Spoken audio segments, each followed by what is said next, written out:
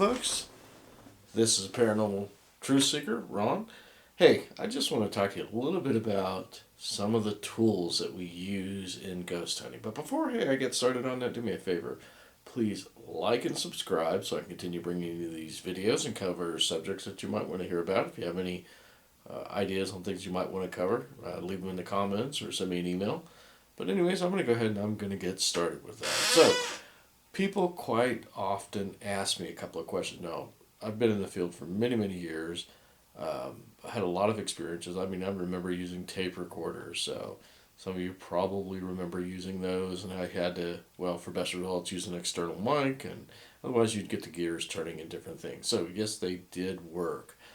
And so now everything's digital and electronic and whatever. But some of the things that we did differently back then was we would use sometimes things for kinetic activity. So, people did things like maybe put some candles out or um, some sort of strings or something, hanging from a ceiling. One of the things that I still like to do is you can see one of them better back there, but it's a glow in the dark star. I can hang it up. I've got different sizes. You can pick these up at places, well, Walmart, those type places. Drill a hole through them, hang them up, and ask for some sort of activity to potentially happen with it. So a lot of times, we can get some results, and then other times we absolutely get anything. But this is some of the old school stuff that we did. That's all we had. We had to use different things. We didn't have the equipment that we had today. We had to use 110 cameras or 35 millimeter cameras, and you had to change out film. So we didn't take as many pictures. And with that said, we didn't get as many orbs. And that was because the flash was further away from the lens, and that's generally what's going to cause it. Now going back to that time and age, if you look at pictures, occasionally you'll see stuff, but we knew it was kind of backscatter back then. I don't ever remember taking a picture with 110 that, well, I got orbs. But today, with the digital phenomena, with the flash being close to the lens, it illuminates dust particles. Well, there's billions of those things out there, and well, there you go. That's the cost for most of your orbs. Disagree with me you want, but hey, go study, go talk to people that have been in the business. They're going to tell you the same thing I just told you. Are there real orbs? Yes, but they're going to be seen without the flash. You're going to see with the naked eye. Hornet spook light, for example. So, again, let's question everything that we have, and that's where you have to begin. You got to question anything that you might want to present as evidence, and go through that scrutiny. A lot of people don't like to do that. They get upset. I don't care. Somebody tells me they think I faked evidence. That's fine. It's not going to hurt my feeling. And the reason it's not going to hurt my feelings is, well, one, they weren't there when I captured whatever said evidence. So always question it, and try to debunk it. Otherwise, you might find yourself embarrassed when somebody else debunks it for you. And a lot of people take that argumentative stance. But let's get back to, does the equipment we have today work? Well, here's the thing that we really have to look at. Can we determine what ghosts are? All we can say is it's some sort of phenomenon. There's many things in the paranormal we don't understand. I quite often say this. If we were to bring somebody here from 200 years ago, they flip on a light switch, they would freak out. They wouldn't understand what's going on. They wouldn't see how it's related. All they know is that light came on, and they don't know how it happened. They don't understand the wiring, the electricity, what brought the power to them that allowed that light to work. But we know all this. And that's much like what happens with the paranormal today. We have very limited information, so therefore scientists want to, I'm going to call it foo-foo it. They don't want to discuss it in many regards, even though many subjects like EVP and other things have been studied under scientific conditions and documented.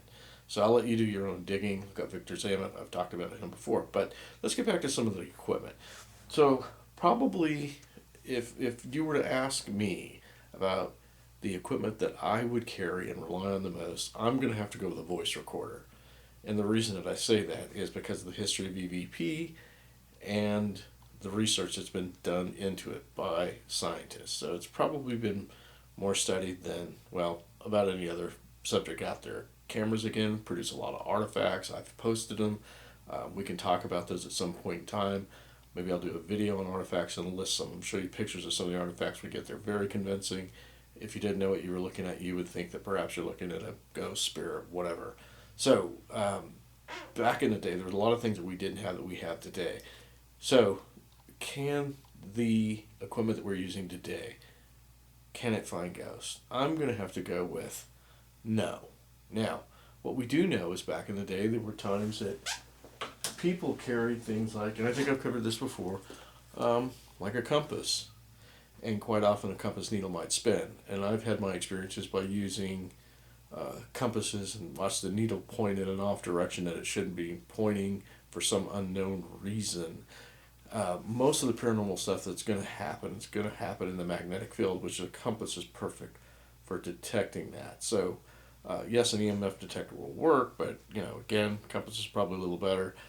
Some of your more expensive EMF detectors out there will tell you that it's a magnetic anomaly. So let's just go with that. That's all we can really do is detect these anomalies. Um, you can set things up again. One of my favorite tools to use, and I would advise everybody to get one. I made a video on it about 10 years ago, TLD 100. So you can see that the TLD shines a light. It's green for ambient temperature. You can see it's kind of changed red there. And if it gets cooler, it's going to go to blue. So quite often we've asked the entities that we're investigating to possibly change the color of the light. And we've had some interesting results with it. I have it listed on our Emporium investigation. I was by myself, and we had a very interesting evening. At one point, I remember walking up to this device, and it would change color, and then it would change back the closer I got. So it's kind of weird. I'm not exactly sure what happened there. Some sort of interaction. Maybe it was just cold breezes, warm breezes. I don't know. But it was interesting. I'm never going to say something's paranormal simply because I don't know. It might not be normal. So in that sense, it may be paranormal. But to say that it's due to an entity or some sort of being, whatever you want to call them, that caused or created the event to happen, I can't say that. I've seen a lot of things happen. I've seen things like beds roll across the floor. I've seen mag lights picked up and dropped. I've seen orbs, shoot across places, just and gone with the naked eye. Everyone almost saw with the naked eye. I've only seen a few, but again, folks, I've been doing this for over 40 years. So again, does the equipment work? No. The only thing that we can technically do is monitor the environment. So everything has some potential. Now, I will tell you this is my firm belief, that I've seen a lot of things happen. There's always a message in a haunting. Sometimes that message is, hey, we don't want you here, so we're going to scare you off. And sometimes, hey, I'm here, I want you to know it. It's benign. So there's always a message. It's the same thing. You can look at some of the evidence that you get. Perhaps it's a message. Again, I've said this before. Women may experience things that men don't and vice versa. So always know the environment you're going into. And if you're working with a team, make sure that you're kind of heavy in that direction. So if it's females, make sure you got plenty of females on hand. If it's male, make sure you got plenty of those. So things like age, race, and sex can all play a part in what we experience. So I'm telling you this for a reason. If you want to capture something perhaps on video, which could happen, I've got a couple interesting pictures in a window. You've all have probably seen those. If you want to go through my videos, look, you'll see them. So that there are things that are going to happen that you're not going to be able to explain. It's good when you get it on video and you can share it with others. But here's the thing. Again, answering that question, all you're going to really be able to do is monitor what's going on with temperature, EMF, and some other fields. And hopefully you can get it on video and show it. Now, that's just evidence. It doesn't prove anything because you don't know what really did it. You don't know what made the temperature go lower. You can speculate, you can say whatever you want, but until you actually see it happen with, Johnny the Ghost standing there blowing his breath and making the atmosphere cool, you're just going to have to speculate what's going on there. So the equipment's really going to be to gauge and monitor and use your cameras to document, and that's all you can really do. So it's pretty amazing when you see things, kinetically move. I've seen a lot of things happen over the years. Some of it, about the time I thought I'd seen it all, I found out that I didn't. So, can equipment work? Absolutely. Use it.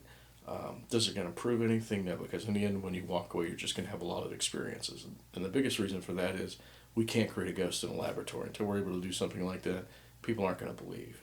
So there is no convincing the non-believer in many regards. Somebody who's a staunch cynic versus somebody who's almost gullible. And those people that are almost gullible, a lot of times they've had a lot of experiences, and so they know that it's real. So my advice is that anything that you present is evidence. Be willing to accept critique and realize what you've captured is something that was unknown. You don't know why your EMF detector went off in many regards. It could be a radio signal. So yes, equipment can measure and gauge the environment. That's all you can really do with it. But I would challenge each and every one of you to get things like this that are perhaps old school. These uh, glow in the dark stars or whatever. They make smaller ones, and try those out sometime. And let me know what your results are. See if you can get maybe some movement on them. I've seen them move and swing and different things. Um, we ask them to. Usually, what I'd like to do anytime I use something like this is I'll hang two of them together and ask that they only swing a particular one. And sometimes we've gotten some interesting results. So, anyways, I hope again this video kind of helps you answer some of the questions. If you have any comments, let me know, and you can do that in the comment section or send me an email. Again, I want to thank you for watching this video, and again, please like and subscribe so I'll continue bringing these videos. If you have a subject you want to see covered, let me know.